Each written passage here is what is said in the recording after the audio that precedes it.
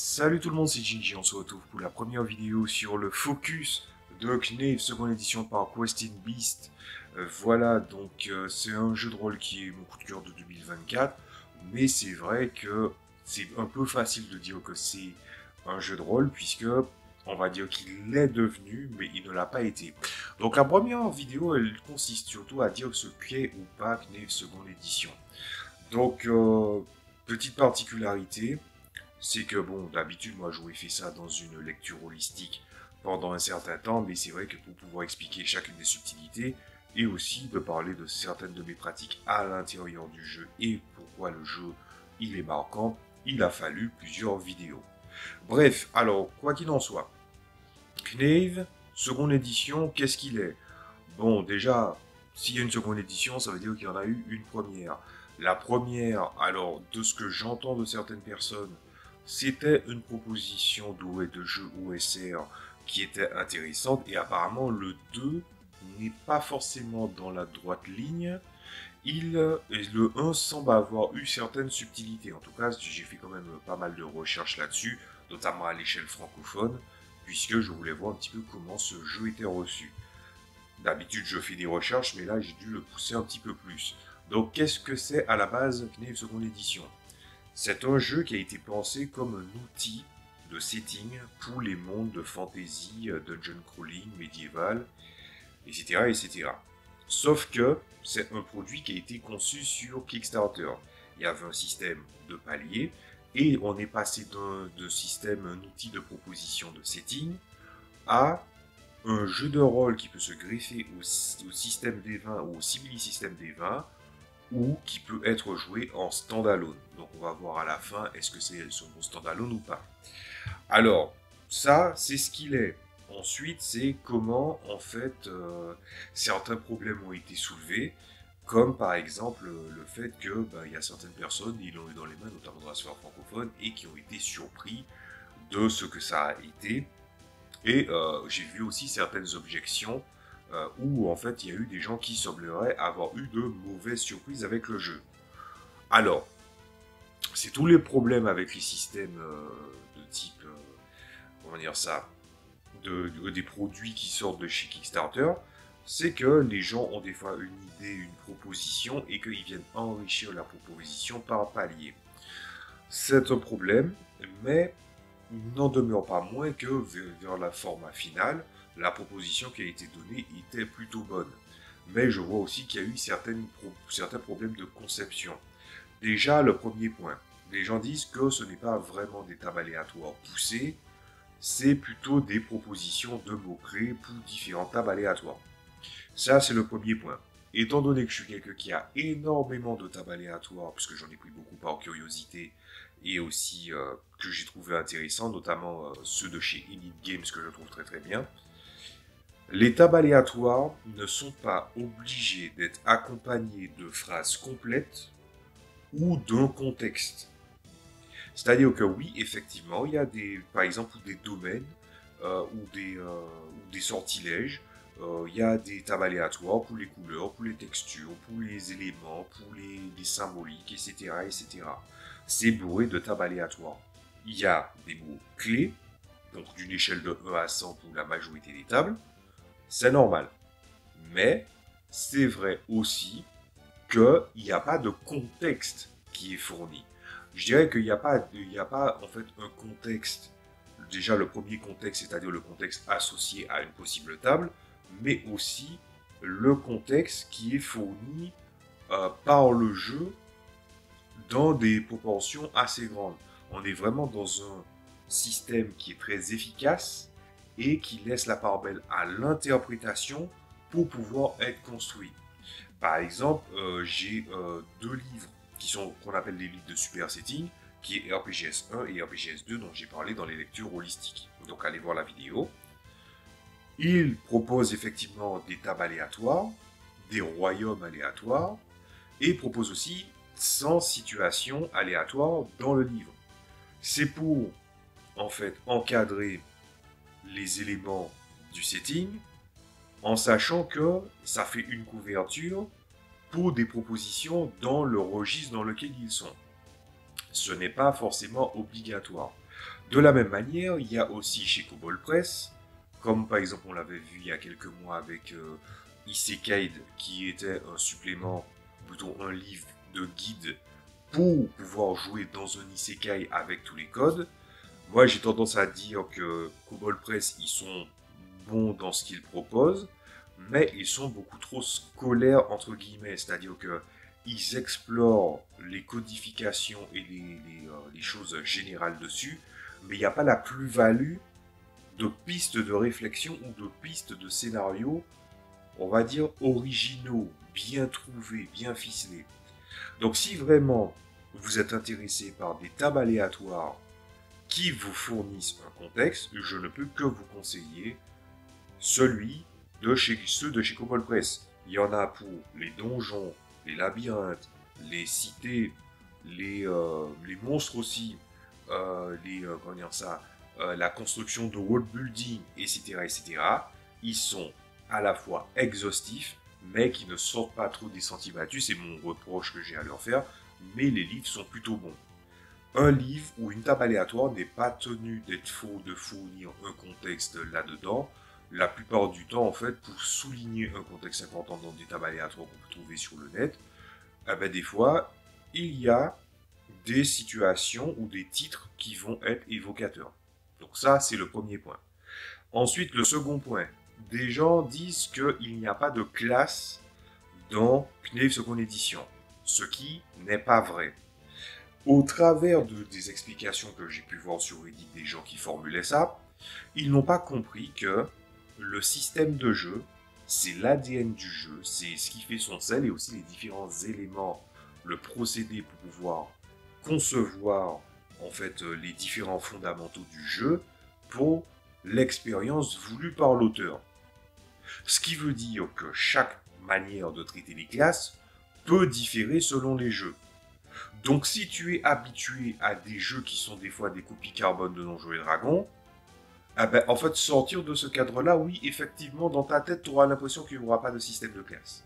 Mais il y a bien un système de classe. Les systèmes de classe, c'est pas seulement une caractéristique associée, une combinaison de compétences et de progression dans la compétence, ou une combinaison de feats, de dons, etc., etc. Chaque grand jeu, s'il n'est pas copié d'un autre jeu, a une façon de fonctionner qui est différente. Dans le système de classe, entre guillemets, dans Knave Second Edition, parce qu'il y a bel et bien un système de classe, c'est en fait que ton personnage, quand tu commences, il a un total de 2 métiers, 2 carrières, entre guillemets. C'est ça le système de classe. Et le système de classe, qu'est-ce qu'il fait?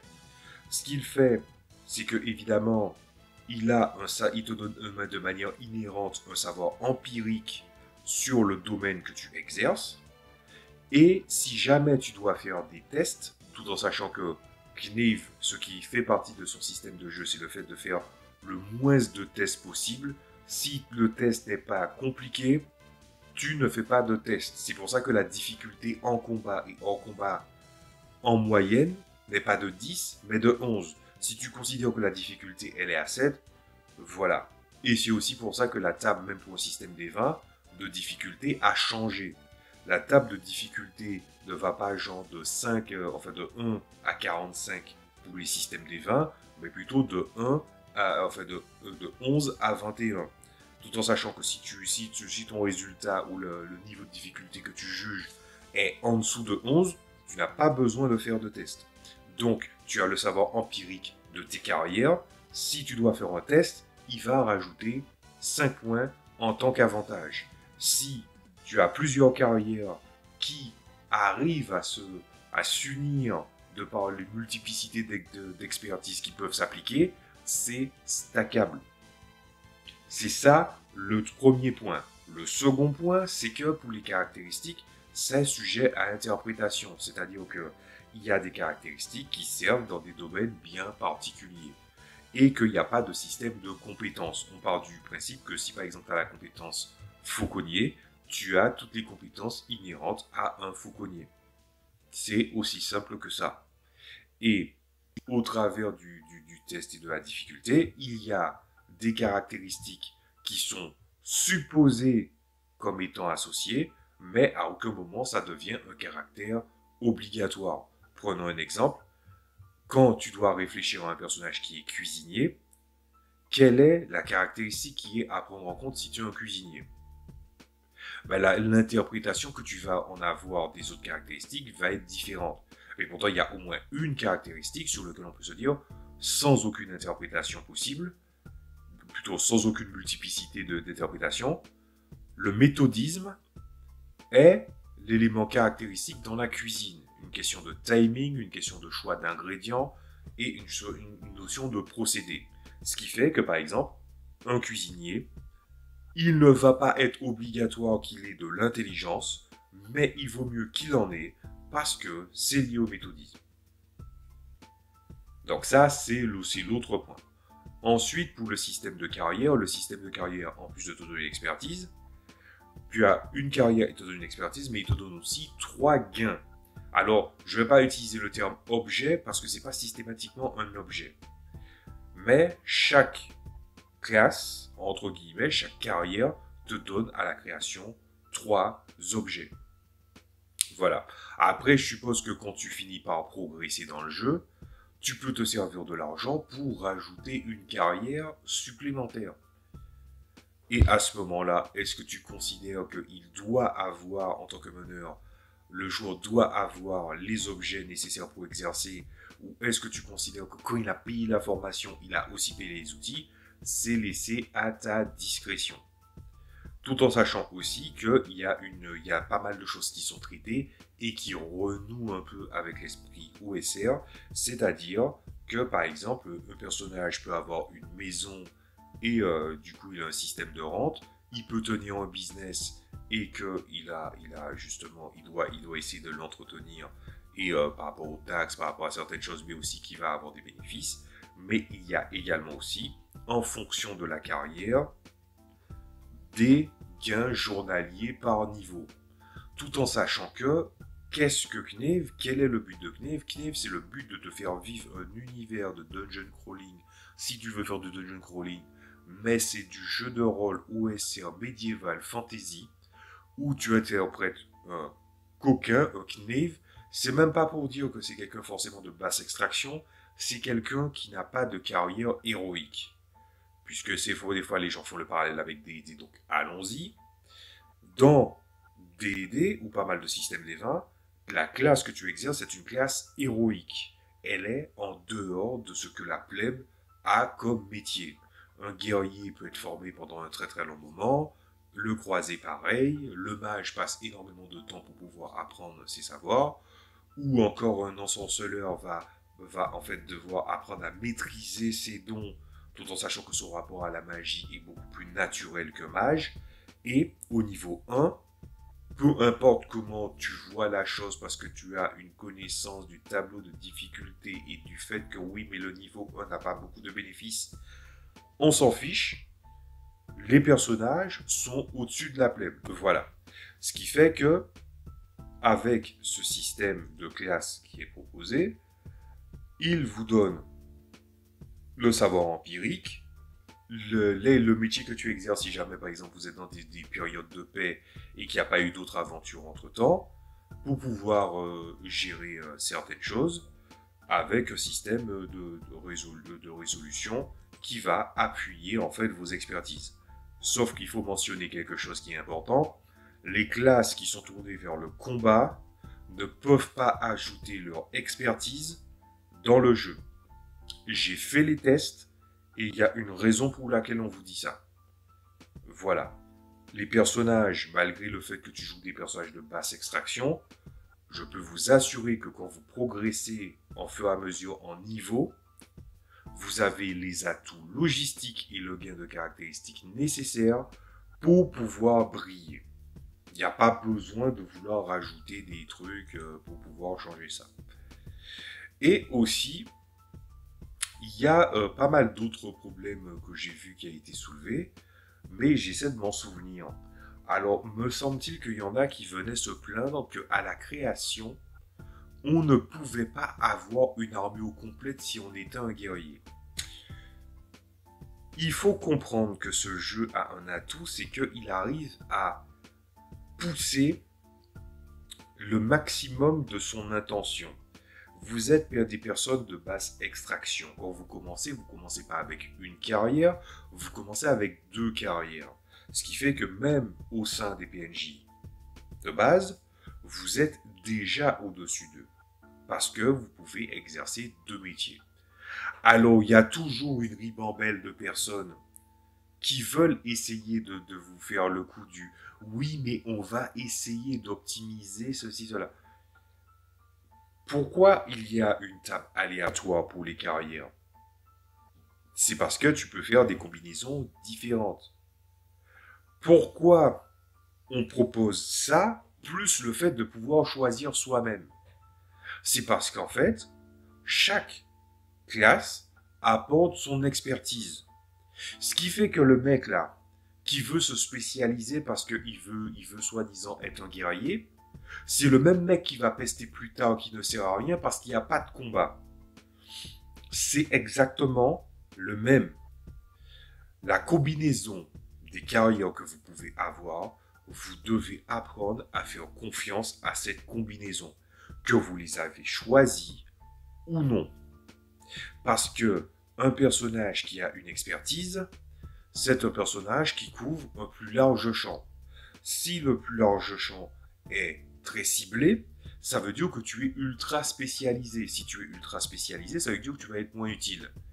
Et je peux vous assurer, clé en main, preuve à l'appui, que si jamais vous faites une carrière où vous vous focalisez sur un aspect, parce que vous jugez que c'est les mêmes caractéristiques qui sont mises en question, et que les autres décident de jouer le jeu, et de jouer à des tables aléatoires, tout ça, vous allez vite vous sentir inutile. Je ne dis pas que ce n'est pas dans une approche où en fait vous allez choisir expressément une direction et que choisir une direction avec 2 carrières, c'est une bonne et une mauvaise chose. Ce que je dis, c'est qu'il va falloir assumer derrière si tu n'es pas polyvalent. Si tu considères que tu veux jouer une classe guerrière et que les autres sont des personnes de basse extraction et qu'il y a les expertises, la logistique, la progression dans les différents lieux, la capacité à résoudre certains conflits, pas des conflits en combat seulement, mais des conflits hors combat, des conflits qui sont propres à l'exploration, propres au lieu, propres aux spécificités d'une région, propres au type de scénario, vous devez être capable de pouvoir gérer ça. Alors, on n'est pas dans un système D20 où on va vous demander systématiquement une complémentarité, mais quelqu'un qui va en fait choisir ses métiers doit être capable d'assumer le fait qu'il ait pris ses décisions et pas un autre. C'est ces choses-là que j'aime dans la majorité des jeux que j'aime en matière de jeu de rôle. C'est pas la méta, c'est pas de trouver la meilleure combinaison la plus pétée qui soit. C'est le fait de prendre un choix, d'aller dans le sens de son personnage et d'assumer les conséquences de ce qui a été choisi et de ce qui n'a pas été choisi. C'est tout ce que je dis. Et dans la même mouvance, pour revenir sur ce que je dis, il y a le facteur aussi où il y a des gens qui disent « Ah oui, on est au niveau 1, dès la création, on ne peut pas acheter une armure complète. » La personne, supposément qui a fait cette remarque, a lu le livre. Il a lu les 80 pages, parce que ça fait 80 pages, c'est en anglais, je précise, voilà, j'oublie de donner la langue. C'est quelqu'un qui a lu le livre. Le but, c'est de jouer des personnes de basse extraction. Dans Donjons et Dragons, quand tu achètes une armure, tu achètes un ensemble. Dans Knave, ça ne fonctionne pas comme ça. Tu peux stacker jusqu'à 7 pièces d'armure. Alors, probablement que tu peux changer des dénominations, mais même si par exemple tu viendrais à inventer des pièces d'armure, il n'y a que la validité de 7 pièces d'armure qui va compter. Ce qui veut dire que à nu, votre personnage, votre classe d'armure, si vous avez toutes les pièces d'armure, plus le modificateur de base, puisqu'il n'y a pas de malus dans les caractéristiques, ça n'existe pas, c'est que au maximum, sans prendre en compte si vous avez de la dextérité ou pas, vous allez jusqu'à 18 points de classe d'armure et 7 de valeur d'armure. La classe d'armure, c'est la capacité à parer et à esquiver des coups. La valeur d'armure, c'est la capacité à réduire les dégâts, plus précisément les dégâts physiques, sauf indication contraire si votre objet il est enchanté, patati patata. Ce qui fait qu'ils ont préféré plutôt stratifier. Quand tu as la création, tu peux choisir une pièce d'armure. Et il y a des pièces d'armure qui vaut 100, en moyenne 200, et la plus grosse pièce d'armure vaut 500. Ils ont fait exprès qu'à la création, tu ne puisses pas assembler une armure complète. Parce qu'en fait, il y a aussi une volonté de déconstruction du mythe de l'armure. Vous voyez les enluminures où il y avait des chevaliers qui étaient en armure pleine systématiquement, ou certaines imageries où il y avait des chevaliers en armure complète. Ben, figurez-vous que c'est pas un truc de l'ère médiévale, parce que dans l'ère médiévale, quand il y avait des affrontements entre nobles ou des personnes bien nées qui partaient au combat, ils n'étaient pas en armure complète. Ça, c'est une invention qui vient de la Renaissance, voire même de la fin de la Renaissance. C'était pour montrer quelque chose de plus romancé. En vrai, il n'avait pas beaucoup de pièces d'armure sur certaines enluminures. Le mec, il a un tabard, une chemise de maille en dessous, des bottes, des gants cloutés et le casque. Parfois, il a même pas le casque. Ou il a un casque ouvert. Parce qu'il n'y a pas l'idée de la classe d'armure complète. Tout a été fait pour pouvoir montrer que vous ne pouvez pas porter une armure complète parce que c'est quelque chose qui est rare. Et en plus de ça, il ne faut pas oublier non plus le nom du jeu, Knave, coquin. Vous êtes quelqu'un qui va partir sur le chemin de l'aventure pour la gloire, la fortune, ou même pouvoir une question de survie pour pouvoir s'en sortir. Vous pouvez être des villageois qui décident de partir dans un donjon parce que vous vous dites, soit c'est la mort, soit c'est la mort par la famine, soit c'est la fortune et de mourir en essayant. De la même manière que vous pouvez avoir des gens qui sont peut-être de basse, pas forcément de basse extraction, mais qui exercent un métier ou qui sont d'une posture différente, par exemple un noble ou un assassin, ça existe, mais que à l'instant T, vous n'avez pas assez de thunes, et c'est pour ça que vous partez sur le chemin de l'aventure. Ben, malheureusement, il y a des gens qui n'ont pas l'air d'avoir compris ça, concernant les objections. C'est pour ça que j'ai voulu soulever certains points. Il y en aura probablement d'autres, mais on verra ça au fur et à mesure des vidéos. Donc, la question qui pourrait se poser, c'est est-ce que le jeu est un bon appui de simili-système D20?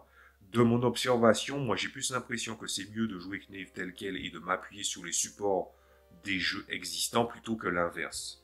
Ceci n'est que mon analyse, hein. Je ne dis pas que c'est la vérité.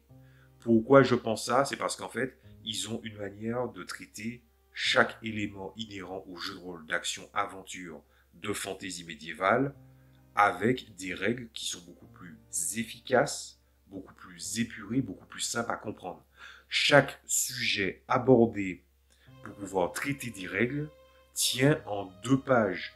2 pages dans un format pas tout à fait A5, mais plutôt une espèce de format postal. Vous voyez, l'espèce de lettre, de courrier rectangulaire. En 2 pages, on vous explique un principe.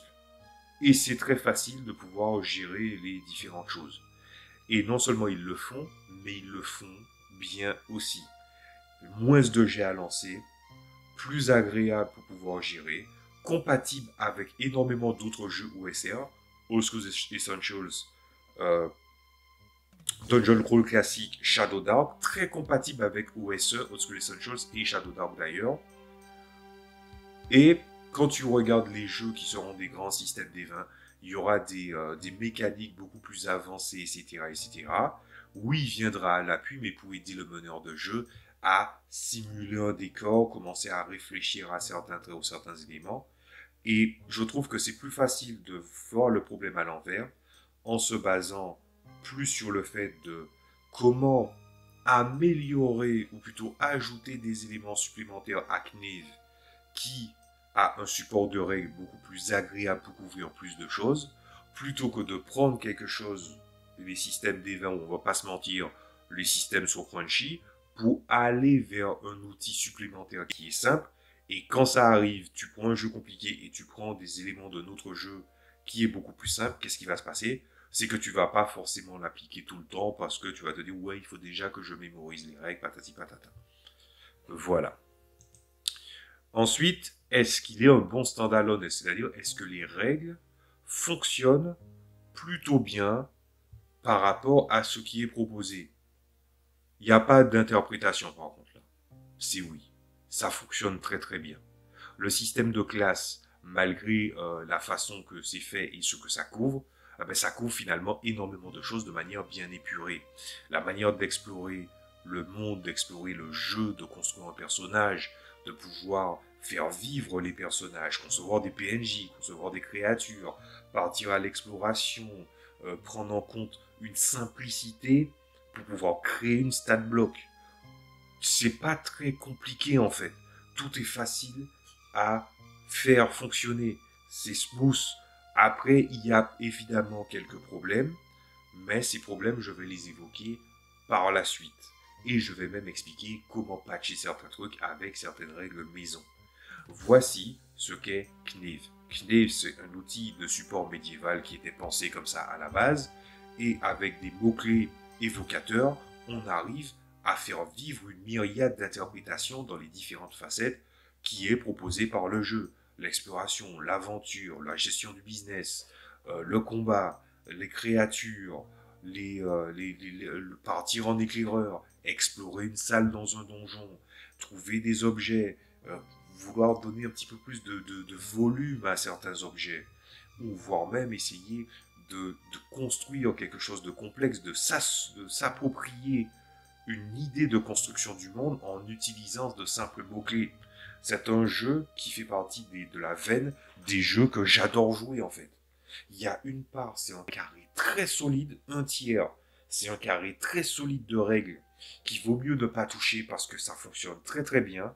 Ensuite, le second tiers, c'est des règles qui prend la première facette et aussi prend une autre facette, ta facette, ton interprétation en tant que meneur de jeu, pour pouvoir donner corps aux choses. Il y a certains éléments qui ne sont pas traités et ils ne sont pas traités exprès, on va le voir après.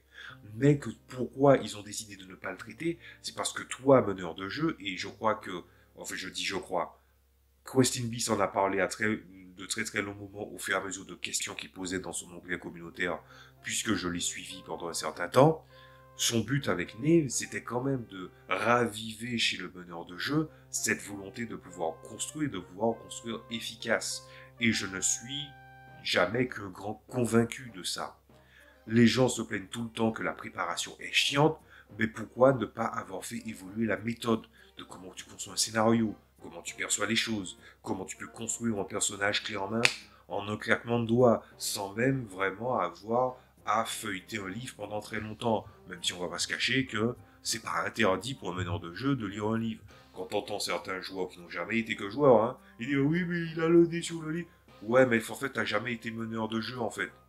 À aucun moment il y a une espèce de règle universelle, mais dans ta tête ça existe parce que toi t'as jamais été meneur de jeu ou que tu n'es pas capable de faire un effort de projection ou d'empathie ou les deux pour pouvoir comprendre en fait que il y a tout un process entre le fait de la proposition que le jeu a, la volonté du meneur de jeu de vouloir représenter cette facette, mais aussi de s'approprier ce livre de jeu parce que on le rappelle, et ce jeu le rappelle très très bien dans une section qui est dédiée aux meneurs de jeu, c'est on est le maître des règles, on n'est pas le serviteur des règles.